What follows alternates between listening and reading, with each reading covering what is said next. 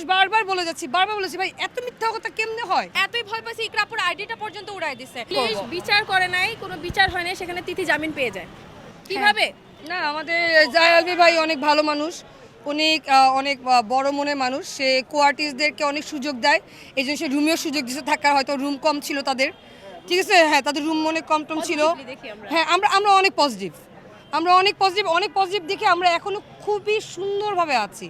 বিচার একটাই, সেটা হচ্ছে যদি আইনের দিক দিয়ে চিন্তা করে দেখি আমরা যে আত্মহত্যার যে প্ররোচনা আছে এটার পিছনে কারা কারা আছে, আমরা অলরেডি অনেক স্টেটমেন্ট দিয়েছি যে এটা মানে আত্মহত্যা প্ররোচনার পিছনে যা যা তারা অবশ্যই সবার আগে জনগণের সামনে আসতে হবে।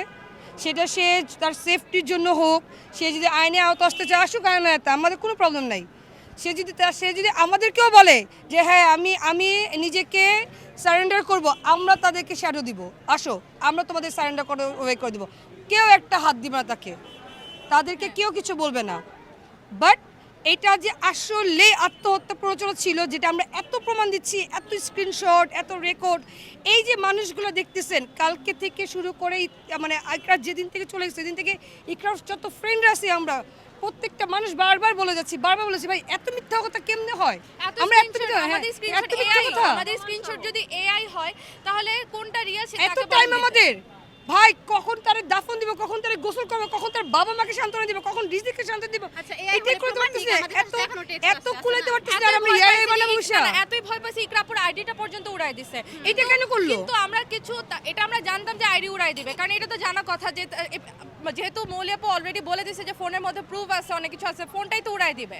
আমরা এখন পর্যন্ত ফোনটা জানি না কোথায় আছে, পুলিশের কাছে শুনতেছি আছে। যদি পুলিশের কাছে থেকে থাকে প্লিজ আমাদের কাছে দেন, পাসওয়ার্ড আমরা জানি, আমরা বের করব। বিচার করে নাই, কোনো বিচার হয় নাই, সেখানে তিথি জামিন পেয়ে যায় কিভাবে? জামিন কিভাবে পায়? আমরা ফ্রেন্ড, আমাদের সবগুলো ফ্রেন্ডের মৌলি আমাদের একটা ফ্রেন্ড আছে, ও নিজে কিন্তু বলছে যে যেদিন আমরা কুমিটোলা হসপিটালে ছিলাম সেদিন ও নিজে বলছে যে আমাদেরকে একটু ফোনটা দেন, আমরা অ্যাটলিস্ট ফোনের প্যাটার্নটা জানি, আমাদেরকে ফোনটা দেন, আমরা প্যাটার্নটা জানি। সে প্যাটার্নটা না আমাদেরকে দেন, আমরা আপনাদেরকে হেল্প করি। তার একদিনের মাথায় 2 দিনের মাথায় আইডি গায়েব হয়ে যায়। কেন গায়েব হবে? ইকরা কি